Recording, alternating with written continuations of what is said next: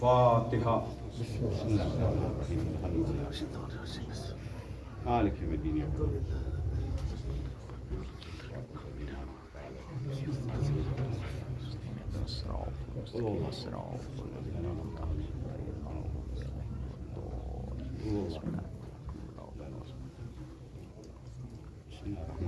اعوذ باللہ من الشیطان اللعین الرجیم. بسم اللہ الرحمن الرحیم.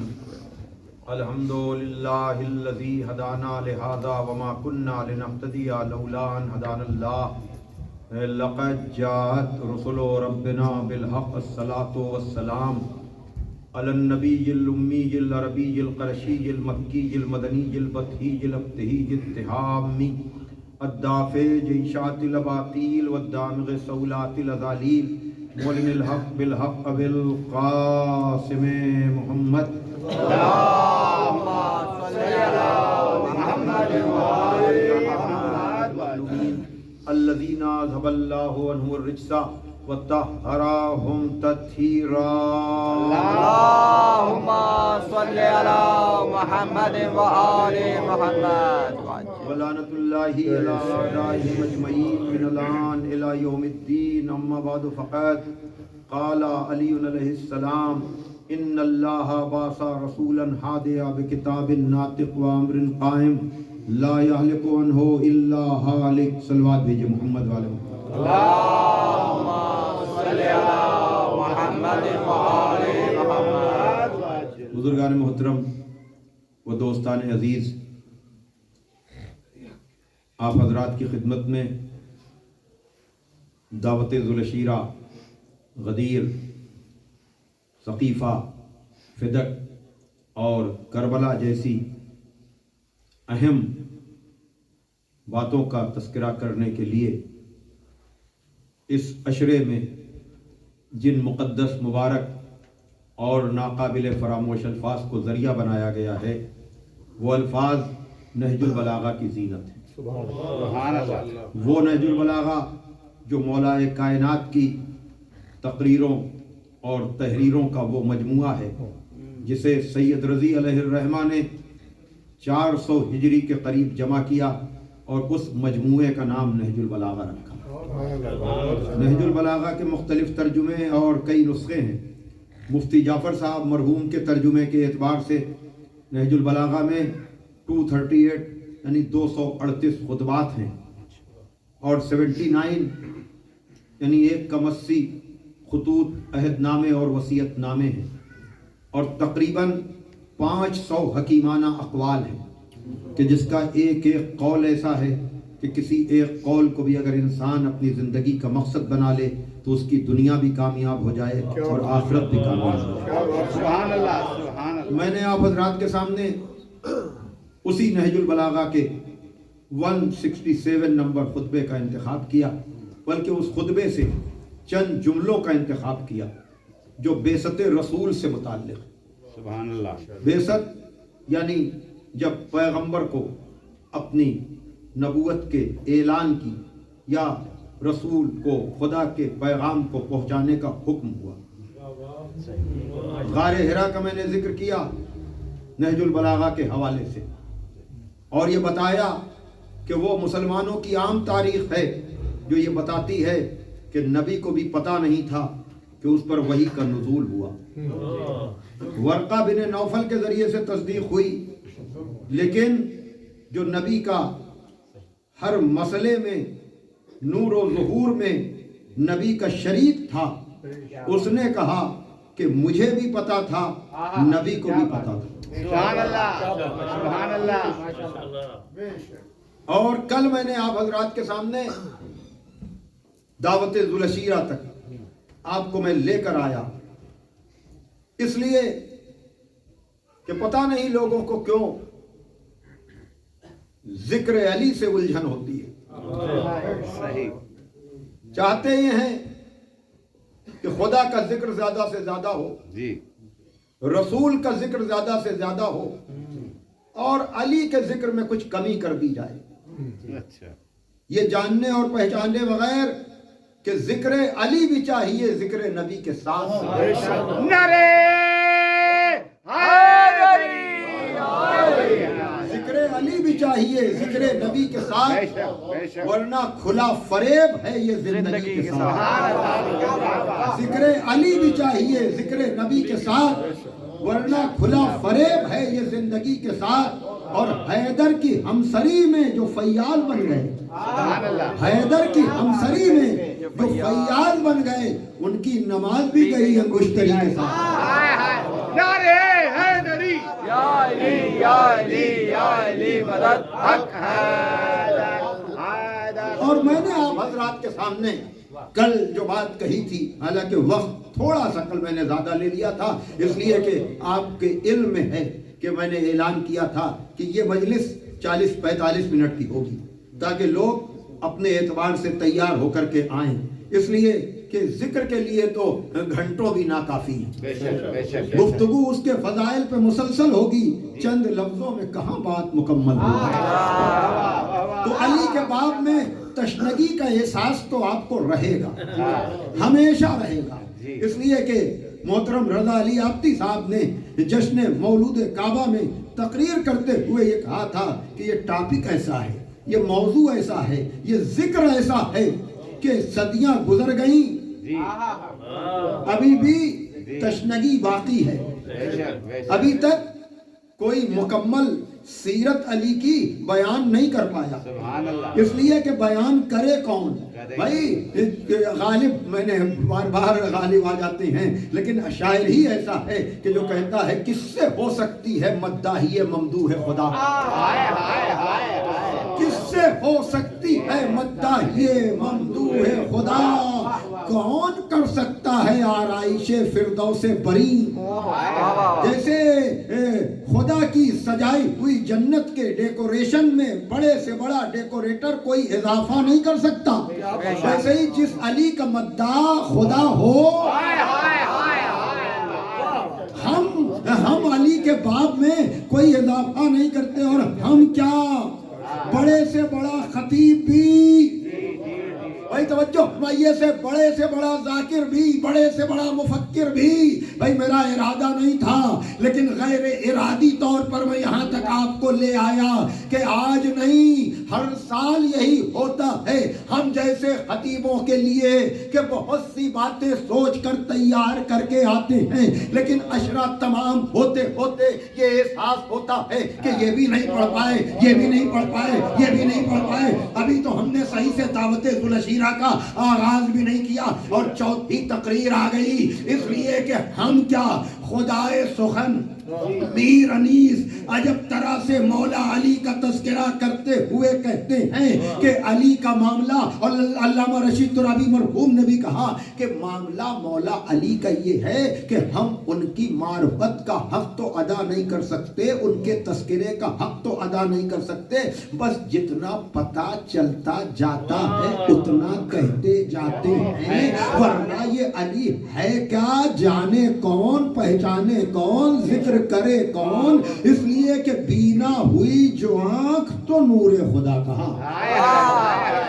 بڑی توجہ آپ اتنی اس بیداری سے سن رہے ہیں، اور یہی تذکرہ آپ سننے کے لیے آتے ہیں، اور مجھ جیسے سے آپ کو اس کے علاوہ کوئی توقع بھی نہیں کرنی چاہیے کہ بینا ہوئی جو آنکھ تو نور خدا کہا، خدا کھلا تو عقل نے مشکل کشا کہا، بینا ہوئی جو آنکھ تو نور خدا کہا، پتا چلا نا، آنکھوں کو روشنی ملی، بینا ہوئی جو آنکھ تو نور خدا کہا، عقدہ کھلا تو عقل نے مشکل کشا کہا، مطلب ہوا حصول تو حاجت روا کہا، پایا در مراد تو بحر سخا کہا، ہم خوش ہوئے کہ مدح کے دریا بہا دیے، ہم خوش ہوئے کہ مدح کے دریا بہا دیے، کیا بڑھ گیا جو بحر میں قطرے ملا دیے، نعرے حیدری یا علی یا علی یا علی مدد حق، خوش ہوئے کہ مدح کے دریا بہا دیے، ارے کیا بڑھ گیا، کیا بڑھ گیا، کیا بڑھ گیا جو بحر میں قطرے ملا دیے، یعنی مجھ جیسے ادنا خطیب سے لے کر میر انیس جیسے خدائے سخن تک کی فکر فضائل حیدر کرار کے سمندر میں کوئی اضافہ نہیں کرتی، اور اگر غاصب دو چار فضیلتیں اپنے نام منسوب کر لے تو فضائل کے سمندر میں کوئی کمی نہیں ہوتی، تو گھنٹوں کیا عشروں میں بھی بات تو مکمل ہوگی نہیں۔ بس ہم تو اپنے ظلمت کدے قلب میں ان کے انتصاب کے ذکر کی چند شمع روشن کر کے اپنے شجرے کی طہارت کا اعلان کرتے ہیں، ورنہ علی کے لیے خدا جانے نبی جانے۔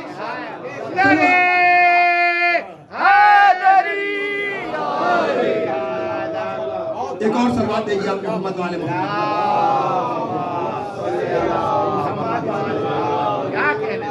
اور پھر ذکر علی سے الجھن کیوں ہے؟ میں نے اسی لیے سمپل سادہ آسان موضوعات اس دفعہ رکھے تاکہ دقیق باتیں نہیں، وہ نام، وہ کام، وہ سلسلہ کہ جس کے بغیر تاریخ اسلام مکمل نہیں ہو سکتی۔ بھئی دعوت ذوالعشیرہ وانذر عشیرتک الاقربین، اپنے قرابت داروں کو خوف خدا دلاؤ، اس لیے کہ وہ لوگ بھی جن کے لیے کہا جا رہا ہے کہ وہ سافٹ کارنر ہمارے لیے رکھتے ہیں، ان کے دل میں محبت اہل بیت ہے، وہ بھی ہمیں یا علی کے نام پر کفر و شرک کا فتویٰ دینے میں کوئی تکلف نہیں کرتے۔ میں کیا کروں، توجہ فرمائیے گا، یعنی میں کوئی نام لے کر کے ان کی اہمیت بڑھانا نہیں چاہتا۔ بھائی سلوات دیجئے محمد والے محمد کا۔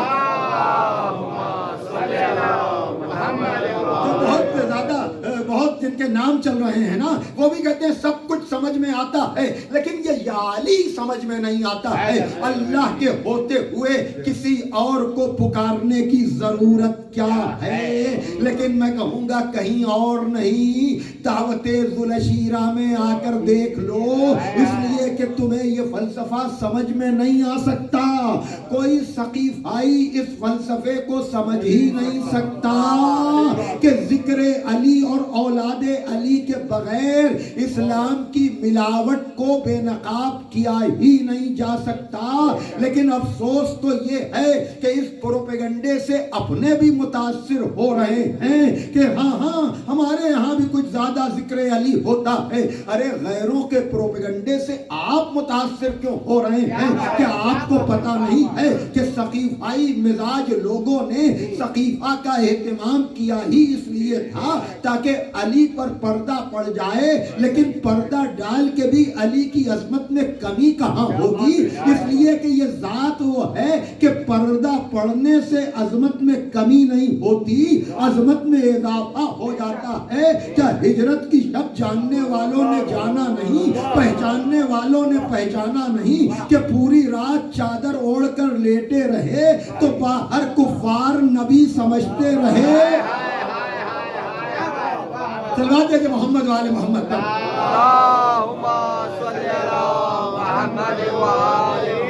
تمہارا کل جہاں تک گفتگو آئی تھی آپ کے ذہن میں ہے نا عزیزان محترم، بیست اور غار حرا سے گزر کر میں آپ کو دعوت ذوالعشیرہ تک لے آیا تھا، جس دعوت ذوالعشیرہ کا اہتمام مولا علی نے کیا تھا۔ اور اگر مل جائے آپ کو، عیب آسان ہے، آج کل کوئی مشکل کام نہیں ہے، تاریخ طبری اردو میں دوسری جلد میں آپ کو دعوت ذوالعشیرہ کی تفصیل مل جائے گی، کہیں اور جانے کی ضرورت نہیں ہے۔ کل تو میں نے الغدیر علامہ امینی صاحب الغدیر کے حوالے سے بات کی تھی کہ ابو لہب پیغمبر کو بولنے نہیں دے رہا تھا، لیکن محسن اسلام ابو طالب نے ابو لہب کو بٹھایا اور نبی کو اٹھایا۔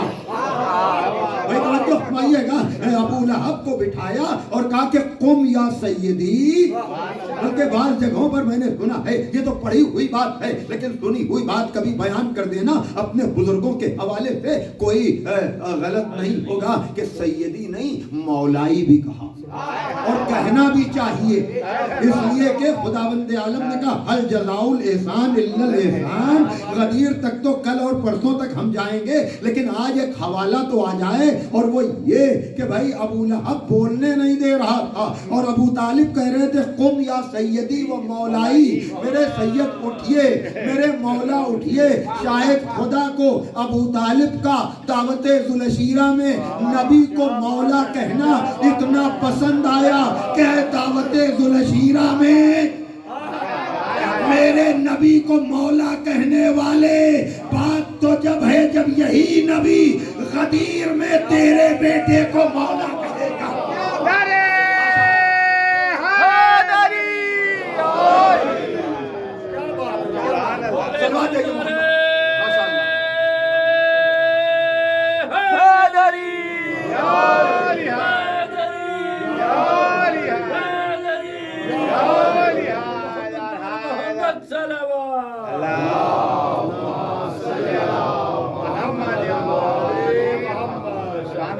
اور پھر جب یہ شعر میں نے پڑھا تھا نا، یہی تو میں نے گریز کی تھی کہ انہی کے دم سے ہوئی ابتدائے بسم اللہ۔ یہ ہے ابو طالب، اسلام کی پہلی دعوت، ابو طالب کا احسان، ابو طالب کے ایمان پر نہیں، ابو طالب کے احسان پہ بات ہونی چاہیے۔ اس بات پر محمد والے محمد پر اللہم صلی علی محمد و آل محمد۔ شاید یہ جملہ اس حقیر کا ہو، آئندہ سے اگر آپ جناب ابو طالب کی عظمت کو سننا چاہتے ہیں تو خطیبوں سے یہ فرمائش نہ کیا کیجئے کہ ایمان ابو طالب پڑھو، فرمائش کیا کیجئے تو یہ کیا کیجئے کہ احسان ابو طالب پڑھو۔ اس صلوات ہے کہ محمد والے محمد پر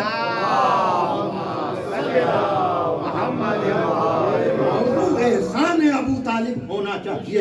اس لیے کہ علامہ رشید ترابی مرحوم عجب طرح سے کہتے ہیں کہ سر ایک صلوات دیجئے آپ ذرا محمد والے محمد۔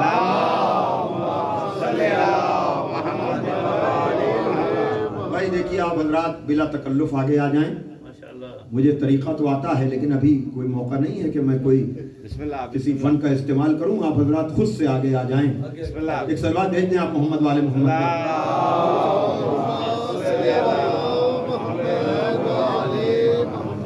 سر معبود سید بطحا، ناز یاسین حرمت طٰہا، شجر انبیاء کا ایک ثمر، بحر تسلیم و بندگی کا گوہر، سر پسر بہکر دعائے خلیل، فدویت میں رشک اسماعیل۔ نہ تھا اسلام یہ معلن تھا، وہی آئی نہ تھی یہ مومن تھا۔ اعتدال مزاج فطرت ہے، یہ تحور نہیں شجاعت ہے۔ شیبۃ الحمد کا یہ نور نظر، حامل سر حضرت دعوت، جس کی قسمت کا طالع توحید، ذات حق میں ہے مطلع خورشید، ذات والا ہے انتخاب عتم، پہ حفظ حضرت خاتم۔ نعرہ زن ہے کہ یہ امانت حق، حسب مرضی قادر مطلق، آج سے ہے میری حفاظت میں، یہ گوہر ہے میری امانت میں۔ حوصلے کفر کے بھی تو نکلیں، کون ہے مرد ہم بھی تو دیکھیں۔ حوصلے کفر کے بھی تو نکلیں، کون ہے مرد ہم بھی تو دیکھیں۔ جہاں پر ابو طالب نے چیلنج کیا کہ وہ کفر و عدوان کے حلیف آئیں، ہے جو ہمت تو ہم سے لے جائیں۔ جہاں ابو طالب کا یہ دعویٰ کہ کوئی مجھ پہ ہوا نہیں غالب، ہاں میرا نام ہے ابو طالب، یہ پہلی دعوت میں ابو طالب کا چیلنج ہے کہ میرے بھتیجے کو کوئی میلی نگاہ سے دیکھے گا، ہم اور ہماری اولادیں اس کی آنکھ نکال دیں گے۔ اور یہی ہوا بھی عزیزان محترم کہ جناب ابو طالب نے کہا کھڑے ہوئیے سید، اور جو بھی دل میں آئے کہیے، جو بھی دل میں آئے کہیے، وَتَكَلَّمْ بِمَا تُحِبُّ، جو دل میں آئے کہیے وہ کلام کیجئے اور اپنے رب کی رسالت کی تبلیغ کیجئے۔ یہ ہے دعوت ذوالعشیرہ میں جناب ابو طالب کے الفاظ۔ اب ابو طالب کے کہنے سے نبی کھڑے ہوئے، سبحان اللہ بھئی حکم خدا دے رہا ہے، پشت پناہ ابو طالب بن رہے ہیں۔ بھئی توجہ فرمائیے گا، حکم خدا دے رہا ہے، پشت پناہ جناب ابو طالب بن رہے ہیں۔ چاہنے کے باوجود میں دعوت ذوالعشیرہ کی تفصیل آپ کو سنا نہیں پایا، لیکن میں نے ریفرنس اور حوالہ دے دیا، اپنی کتاب کا نہیں، اپنی کتاب کا نہیں، تاریخ طبری جیسے متعصب مورخ کی کتاب کا، کہ اس میں بھی جا کر آپ پڑھیں گے تو آپ کو مل جائے گا کہ اب پیغمبر نے کھڑے ہو کر کہا، اے اولاد عبد المطلب، میں تمہارے لیے ایسی نعمتیں لے کر آیا ہوں جو اب تک ایسا کوئی پیغام لے کر نہیں آیا، اور تم لا الہ الا اللہ کہو۔ اور اس امر میں، اس معاملے میں، اس کام میں کون ہے جو میرا مددگار بنے اور وہ میرا وسیع قرار پائے، میرا اخی قرار پائے، میرا خلیفہ قرار پائے، مددگار بنے، مددگار۔ اے ہم جیسوں کو یا علی مدد پر شرک کے فتوے دینے والوں، دعوت ذوالعشیرہ میں جا کر نبی خدا سے پوچھو کہ اللہ کے ہوتے ہوئے مددگار کسے کا مان رہے ہو؟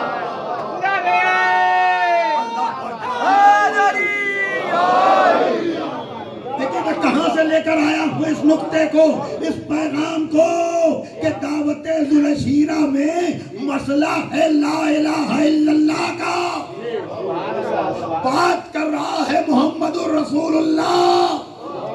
اب آگے ہم کیا کریں؟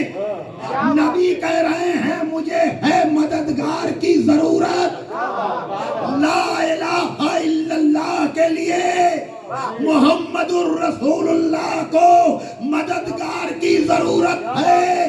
اے پروپیگنڈے سے یا علی شرما کر کہنے والوں، کہیں اور نہیں، دعوت ذوالعشیرہ میں آ جاؤ تو تمہیں پتا چلے گا کہ خیبر سے پہلے نبی یا علی کہہ رہے ہیں۔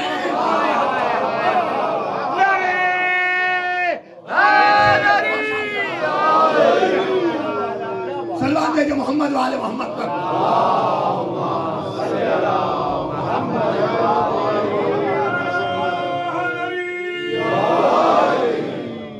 اور پھر مسئلہ ہے کیا کہ یہ ہر جگہ علی کو ساتھ کیوں رکھا؟ ابھی میں کانٹری میں پڑھ کر آ رہا ہوں، مسئلہ یہ ہے کہ سقیفہ کی ملاوٹ کو یا علی ہی بے نقاب کرتے ہیں، اس لیے کہ اسلام خالی آئیڈیالوجی کا نام نہیں ہے، اسلام خالی نظریے کا نام نہیں ہے، اسلام خالی فکری اور عقیدتی باتوں کا نام نہیں ہے، اسلام پریکٹس اور عمل کا دین ہے۔ اس لیے کہ والعصر کو جب آپ پڑھیں گے تو ایمان پہلے ضرور ہے، تو کل ایمان کا ذکر تو ضروری ہے، لیکن عمل کی بھی بات ہونی چاہیے، اور عمل رسول کو نمونہ بنایا گیا ہے، یعنی اپنی مرضی سے آپ عبادت انجام نہیں دے سکتے، آپ کو آزاد نہیں چھوڑا گیا، بلکہ کہا گیا تو یہ کہا گیا کہ قل ان کنتم تحبون اللہ فاتبعونی، اے رسول ان سے کہیے کہ اگر تم اللہ سے محبت کرتے ہو تو میرا اتباع کرو۔ مسئلہ یہ ہے کہ اسلام میں سقیفہ میں جس ملاوٹ کا آغاز ہوا تھا اس نے سب کچھ بدلنے کی ناکام کوشش کی، اور اس نتیجے میں آج اسلام کا مذاق اڑ رہا ہے۔ اور علامہ اقبال کا پیغام ہم سب کو یاد رکھنا چاہیے کہ یقیناً مسائل ہیں، آج سے نہیں، اقبال کے دور سے اور اس سے بھی پہلے سے ہیں، لیکن اقبال جیسا جانتا ہے کہ ان مسائل کو سوائے حیدر کے اور کوئی حل نہیں کر سکتا، اس لیے کہ کسی کی نظر ہو یا نہ ہو، لیکن علامہ اقبال جیسوں کی نظر ہے کہ دعوت ذوالعشیرہ پہلی دعوت اسلام میں علی کے علاوہ کسی نے نصرت رسول کا وعدہ نہیں کیا، تو جس نے نصرت کا وعدہ کیا وہی تو ہر وقت کام آئے گا، ہر کس و ناکس کام نہیں آ سکتا۔ جبھی تو اقبال نے کہا کہ پڑھ کے خیبر سے ہے یہ مار کرے دین و وطن، پڑھ کے خیبر سے ہے۔ اے مسلمانوں کے عروج و زوال پہ بحث کرنے والوں، اے مسلم مسائل کی فکر کرنے والوں، ذرا تمہیں یہ پتا بھی ہے کہ مسائل کو حل کر کون سکتا ہے؟ تمہیں نہ دعوت ذوالعشیرہ کی خبر ہے، تمہیں نہ بدر کی خبر ہے، تمہیں نہ احد کی خبر ہے، تمہیں نہ خیبر کی خبر ہے، تو کہیں کہ نہیں تو خیبر پر تو نظر ڈال لو۔ کیا اقبال کہہ رہے ہیں کہ بڑھ کے خیبر سے ہے یہ مارکہ دین و وطن، اس زمانے میں کوئی حیدر کرار بھی ہے؟ صلوات ہے محمد والے محمد پر۔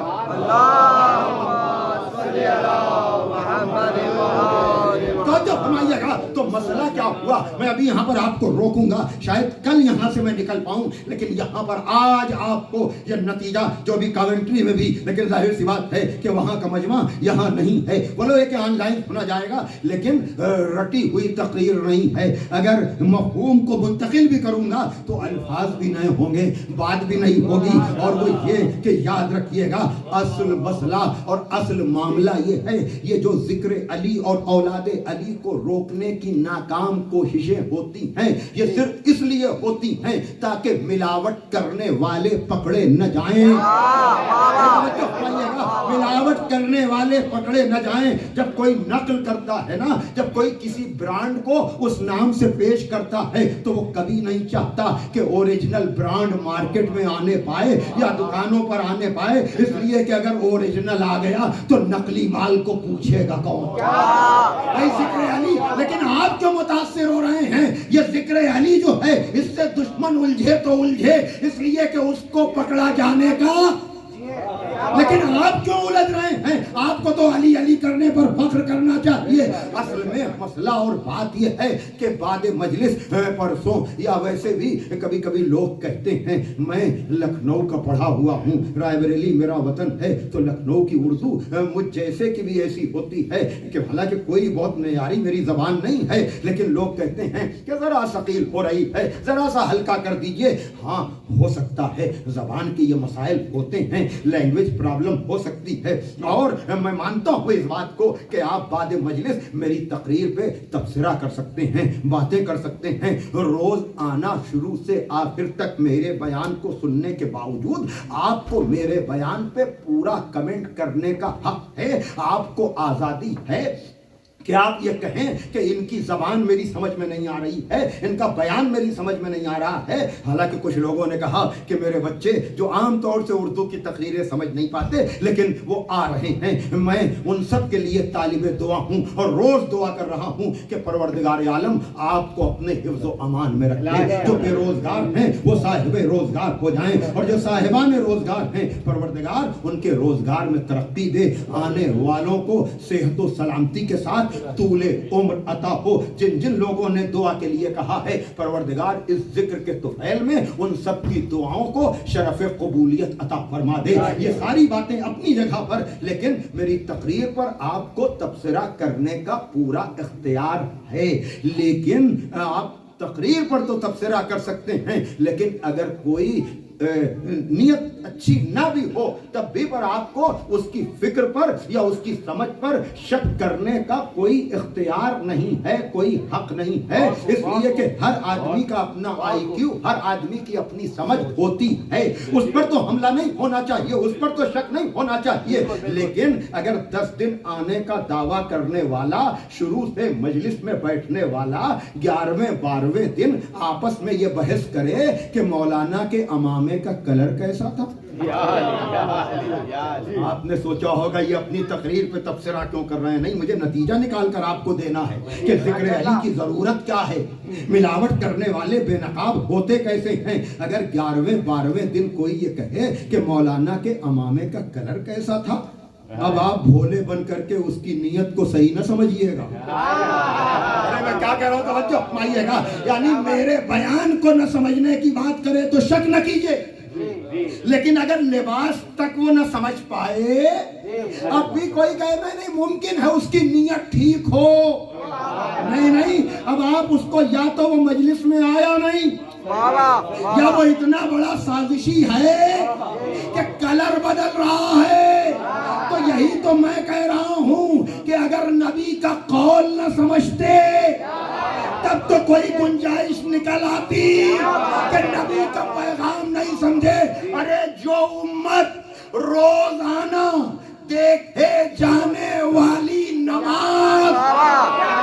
ارے میں کہاں جاؤں بیان کی بات ہی نہیں ہے. امت مسلمہ نے نماز بھی تو ایک جیسی نہیں رکھی. اب آپ یہ نہ کہیے یہ کھولنے اور باندھنے کا مسئلہ ہے ہاتھ کا. نہیں, یہ کھولنے باندھنے کی بات نہیں ہے. اس میں بہت بڑی سازش ہے کہ جو روزانہ دیکھے جانے والی نماز میں ملاوٹ کر دے, اس نے اسلام کے اور مسئلوں میں کتنی ملاوٹ کی ہوگی.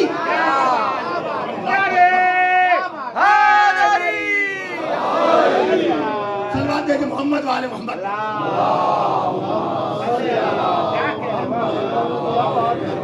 یہ مسئلہ اتنا سمپل نہیں ہے, یہ مسئلہ اتنا سادہ نہیں ہے کہ ارے جو جیسے چاہے نماز پڑھے. وہی میں نے بات کہی کہ میری تقریر پر آپ بہت تبصرہ کریں, آپ کو پورا حق ہے. بڑے بڑے لوگوں کو میں خود کہہ رہا ہوں کہ مجھ جیسے کجمت بیاں کو ثواباً سنیے, اور بڑے خطیبوں کو آپ کے پاس ہے اختیار. لیکن یہاں آ کر بھی اگر کوئی لباس پر بحث کر رہا ہے تو اس کا مطلب یہ ہے کہ وہ سازش کر رہا ہے. اسی طرح سے بات ہاتھ کھولنے اور باندھنے کی نہیں ہے. جو 5 وقت نظر آنے والی نماز میں رد و بدل کر دے, جس میں امکان بھی نہیں تھا, تو اور پورے اسلام میں کتنی ملاوٹ ہوئی ہوگی. بھائی توجہ فرمائیے گا. تو اب آپ سمجھیے کیوں بعثت کے موقع پر نبی کے ساتھ علی ہیں, کیوں نور و ظہور میں, اس لیے کہ مکر اللہ واللہ خیر الماکرین. سازش کرنے والے سازش کرتے ہیں اور خدا سازشوں کا بہترین جواب دینے والا ہے کہ تم رد و بدل بھی کرو گے اور پھر اسلام کے ذمہ دار بھی بنو گے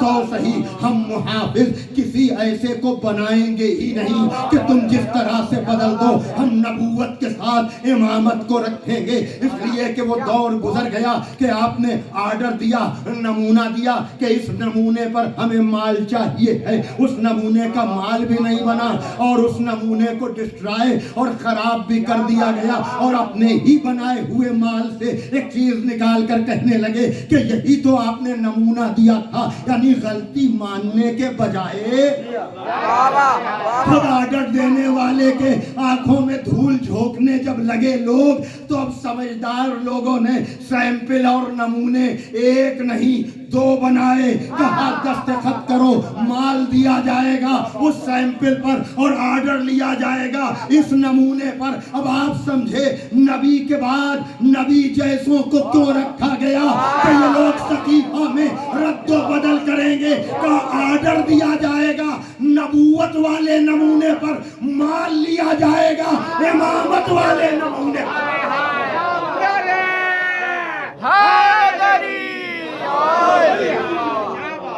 صلوات دے محمد والے محمد پر.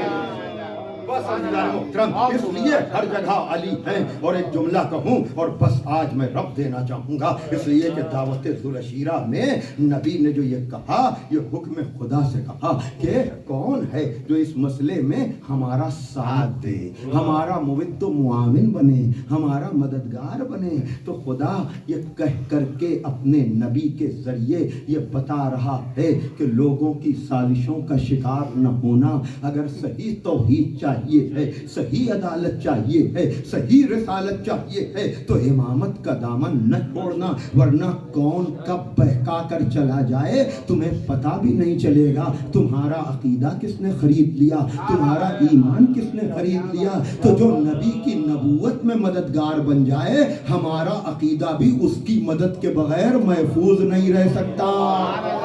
بس یہی پیغام ہے عزیزان محترم, اور اس کی حفاظت ہونی چاہیے. اور یہ وہ مرحلہ ہے کہ جہاں پر آپ دیکھیں کہ کل میں نے جو بات کہی تھی کہ وعدہ کیا علی نے. اب جملہ سنیے, بہرحال آج ایک جملہ, ایمان نہیں احسان ابو طالب. اب ایک جملہ اور وہ یہ کہ اسلام نام ہے 2 لفظوں کا. رک جائیں ابھی سے لائٹیں نہ بند کیا کریں, لائٹیں بند بھی کریں تو مصائب اختتام کی منزل پر جب آئیں تھوڑا سا بسم اللہ. کہ اسلام نام ہے 2 لفظوں کا. ایک کی دعوت یا یوں کہا جائے ایک کے دعوے کا دوسرے کے وعدے کا. بڑی توجہ. آپ اس کو جتنا پھیلائیں. اسلام نام ہے ایک کے دعوے کا ایک کے وعدے کا. کیا کہ دعویٰ نبی کا وعدہ علی کا. بس اب آپ اسی کو پھیلاتے چلے جائیں. جب بھی آپ سوچیں گے تو آپ لطف لیں گے. اور دعوت ذوالشیرہ انہی دو جملوں کے خلاصے کا نام ہے. سبحان اللہ. نبی نے دعویٰ کیا, علی نے وعدہ مولا علی نے وعدہ کیا. سبحان اللہ. سبحان اللہ. دعویٰ تو لوگوں کو یاد ہے, ہائے ہائے. وعدہ بھول جاتے ہیں تو کیا کیا جائے. اور یہ مجلسیں اسی وعدے کو یاد دلانے کا نام ہے. کیا کہہ رہے ہیں. سبحان اللہ. بڑی توجہ. میں نے گفتگو کو سمیٹا ہے, دیکھیے. اور پھر وہ وعدہ خالی علی نے نہیں پورا کیا, علی کی اولادوں نے بھی پورا کیا. اور اس طرح سے پورا کیا کہ جب مدینے میں مطالبہ بیعت ہوا تو اولاد علی نے کہا میرے بابا نے وعدہ کیا تھا نا, جی میرا بابا آنکھوں سے اوجھل ہوا ہے, جی. تم نے اسے کھو دیا ہے, لیکن اس کی اولاد تو باقی ہے. سبحان اللہ. مطالبہ بیعت ہوا, جی. جواب دیا مجھ جیسا یزید جیسے کی بیعت نہیں کر سکتا. اسی عزم اسی ارادے کے ساتھ نبی کا نواسا علی و زہرا کا بیٹا مدینے سے 28 رجب کو نکلا, 4 شعبان کو مکے پہنچا. 4 مہینے تقریباً مکے میں رہا. اور اس وقت جب مکے کی آبادی اپنے کمال پہ ہوتی ہے, اپنے عروج پہ ہوتی ہے, تو دعوت ذوالشیرہ میں وعدہ کرنے والے کا بیٹا حاجیوں کو ان کے حال پر چھوڑ کر حج کو عمرے سے تبدیل کر کے مولود کعبہ کا بیٹا حفاظت نظریہ توحید کے لیے کوفے کی سمت چل کر کربلا کی طرف پہنچنے کا اس نے عزم کیا. راستے میں اس مسافر نے اپنے بھائی مسلم کی سنانی سنی. وہ مسلم جنہوں نے کوفے میں حق نصرت اس طرح سے ادا کیا, اس لیے کہ وعدہ کیا تھا نا علی نے. کل میں نے عرض کیا تھا وعدہ کیا تھا نا, تو خود نہیں کربلا کی تیاری کر رہے ہیں بلکہ اپنے بھائی کو بھی متوجہ کر رہے ہیں. یہ عقیل سے قبیلے کا پتہ نہیں پوچھ رہے ہیں بلکہ عقیل کو متوجہ کر رہے ہیں کہ بھیا عقیل مجھے بھی کربلا کی فکر ہے. وعدہ کیا ہے نا میں نے, تو تمہیں بھی فکر کربلا ہونی چاہیے. تم بھی تو میرے بھائی ہو. اللہ اکبر. دیکھ رہے ہیں اولاد ابو طالب کس طرح سے نصرت دین نصرت اسلام کے لیے انتظام کر رہی ہیں, اور پروردگار نے بھی دونوں کی دعا کو سنا. ایک کے گھر میں باب الحوائج عباس جیسا بیٹا آیا تو دوسرے کے گھر میں مسلم جیسا بیٹا آیا. عجب سی کیفیت ہوتی ہے جناب مسلم کے روضے پر جا کر. ہاں بولو یہ کہ مسجد کوفہ کے اعمال کبھی کبھی تھکا دیتے ہیں, خدا سب کے اعمال کو قبول کرے.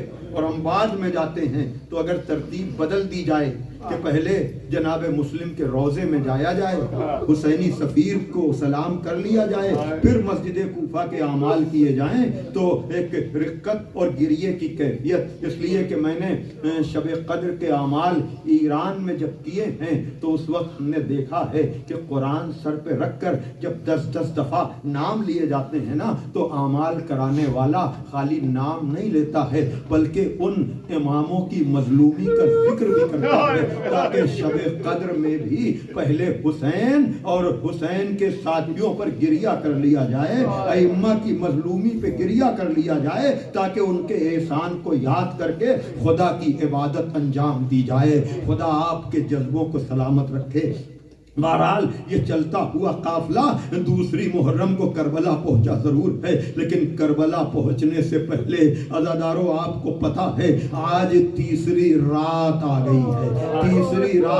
تیسری رات آ گئی ہے. تو میں چاہوں گا کہ آج میں شب کے اعتبار سے اس شہید کا ذکر کروں کہ جس نے راستے میں حسین کو روکا تھا, لیکن حسین نے کرم یہ کیا تھا کہ آنے والے قافلے کے لیے مشکوں کے دہانے کھول دیے تھے، اور جب کوئی کمزور تھا تو اس کو خود اپنے ہاتھ سے پانی پلایا تھا۔ سمجھ گئے ہوں گے یہ کون ہے، میں نے کس کا ذکر کیا ہے، لیکن ذرا سی رمق ایمان کی باقی تھی، اس کا پتہ اس سے چلتا ہے کہ لجام فرس پہ ہاتھ پڑتے ہی مولا حسین نے کہا ہے حر تیری ماں تیرے غم میں بیٹھے۔ یہ جملہ سننا تھا کہ جناب حر نے کہا کہ اگر آپ کی ماں زہرا نہ ہوتی، یہ زہرا کا احترام، ہاں اسی لیے احترام زہرا کو ہمیشہ پیش نگاہ رکھا کیجئے۔ جزاکم ربکم۔ ہاں عزادارو، بہرحال یہ حسین ابن علی حر سے یہ بات طے پائی کہ کوفے نہیں تو چلو دوسری طرف چلتے ہیں، اور یہ قافلہ دوسری محرم کو کربلا پہنچا۔ حر دیکھ رہے تھے مزاج کیا بن رہا ہے، بات کیا ہو رہی ہے، لیکن جب روز تاسوعہ 9 محرم کو یہ طے پا گیا کہ اب حسین کو گھیر کر مارا جائے گا، تو پسر سعد نے یہ طے کیا کہ رائے کی حکومت کے لیے ہم حسین کو قتل کر دیں گے، لیکن حر نے جملہ سنیے گا، حر نے 9 محرم کو دن ہی میں طے کر لیا تھا کہ اب میں اس طرف نہیں رہوں گا۔ یہی وجہ ہے کہ جب شب عاشور آئی ہے تو حر خیمے کے سامنے ٹہل رہے ہیں، پریشان حال ہیں۔ کسی نے آ کر پوچھا کہ اے سردار تمہاری پریشانی کا سبب کیا ہے؟ ہاں کہا تم سننا چاہتے ہو تو آؤ میرے ساتھ۔ دریا کے کنارے لے کر کے آئے، ایک مرتبہ خیام حسینی کی طرف سے ہوا کا جھونکا آیا، چھوٹے چھوٹے بچوں کی آواز، آلاتاش، ہائے پیاس، ہائے پیاس۔ میں نے رمضان آج فضائل کم رکھے، اس لیے کہ فضائل کے لیے تو سارے سال ہیں، میں نہیں چاہوں گا کہ مصائب میں کوئی کمی ہو، لیکن اب آپ گھٹ گھٹ کر نہ روئیں، ایسے روئیں جیسے کوئی ضعیف ماں اپنے بچوں کو روتی ہے۔ جزاکم ربکم کا سنا تم نے؟ یہ آواز یہ ان بچوں کی آواز ہے جن کو گھیر کر میں لایا ہوں، یا کہہ رہے ہیں ہائے پیاس ہمیں مارے ڈال رہی ہے، یہ پیاس ان بچوں کو مارے ڈال رہی ہے، یہ آواز ہمیں مارے ڈال رہی ہے۔ کافر ارادہ کیا ہے؟ کہ حر اپنے ارادے کا اعلان رات کی تاریکی میں نہیں دن کی روشنی میں کرے گا، اور یہی ہوا بھی۔ جب دن نکلا ہے اور صبح عاشور آئی ہے تو حر چھوٹے سے لشکر کے ساتھ حسینی خیام کی طرف چلے ہیں، لیکن کس طرح سے چلے ہیں سنو عزادارو۔ چہرے پر نقاب ڈالی ہے، رومال سے ہاتھ باندھے ہیں، کہا میں مجرم کی طرح سے اپنے آقا کی بارگاہ میں جانا چاہتا ہوں۔ مسائب بڑے تفصیلی ہیں، میں مختصر کر رہا ہوں کہ نعرہ تکبیر کی آواز سنی، کہا کیوں؟ کہا اصحاب حسین ہمارے استقبال کو آ رہے ہیں، اور آگے بڑھے۔ پھر نعرہ تکبیر کا عباس و علی اکبر۔ ایک مرتبہ کہا میرے لال جب آقا حسین پر تک پہنچ جاؤں تو مجھے بتا دینا۔ ایک مرتبہ اللہ اکبر کہا بابا منزل آ گئی۔ جناب حر نے گر کر حسین ابن علی سے کہا کیا میری خطا بھی؟ جزاکم ربکم، جزاکم ربکم۔ ہاں عزادارو، ایک مرتبہ حسین ابن علی نے حر کو اٹھایا، سینے سے لگایا، کہا تیری ماں نے تیرا کیا اچھا نام رکھا ہے، تو دنیا میں بھی آزاد رہا آخرت میں بھی آزاد رہا۔ ہاں عزادارو، لیکن اب حسین کیا کہیں، دل دکھتا ہے یہ سوچ کر کے کہ جب دشمن بن کر آیا تھا تب تو مشکوں کے دہانے کھول دیے گئے تھے، آج جب دوست بن کر مہمان بن کر آیا ہے تو خیام حسینی میں ایک پیالہ جام کا آپ کا بھی نہیں ہے۔ لیکن حر بھی سمجھ گئے، کہا مولا کچھ اور نہیں، ہمیں تو میدان میں جانے کی اجازت دیجئے۔ اجازت ملی، لیکن حر خود نہیں گئے، اپنے بیٹے کو بھیجا ہے۔ بیٹا 3 دن کا بھوکا نہ تھا، 3 دن کا پیاسا نہ تھا، لیکن ایک مرتبہ جب نرغے آدھا میں گرا، بیٹے نے آواز دی کہ بابا میری مدد کو آ جاؤ۔ بیٹے کا معاملہ تھا، حر گھوڑے کو دوڑاتے ہوئے اپنے بیٹے کے سرہانے پہنچے۔ عجب منظر دیکھا کہ حر کے پہنچنے سے پہلے مظلوم آقا پہنچ چکا ہے اور زانو پہ سر ہے۔ حر آگے بڑھے، سوچا کہ بیٹے کے لاشے کو اٹھا لے، مولا حسین نے روک دیا، کہا حر کیا غضب کرتا ہے، کہیں کوئی بوڑھا باپ جوان کا لاشا اٹھاتا ہے، میں کہوں گا آقا حر کو تو روک دیا۔ جزاکم ربکم، جزاکم ربکم۔ ابھی آپ نے جناب علی اکبر کے حال کا نوحہ سنا ہے نا، درد بھرا انداز تھا، یقین مسئلہ ایسا ہی ہوتا ہے. میں کہوں گا حر کو تو روک دیا, لیکن جب آپ کا بیٹا آواز دے گا تو یہی بوڑھا باپ ہوگا. یا علی کرتا ہوا پدر پر لاشے پہ سر زانو بزانو رسید. یا علی کربلا کے علی کو پکار رہے ہیں کہ نجف کے علی کو. اب جب بوڑھے باپ سے لاشا اٹھ نہ سکا, خیمے کا رخ کیا بنی ہاشم کے بچوں. واہ علیہ, واہ حسینہ, واہ مظلومہ, ماتم حسین.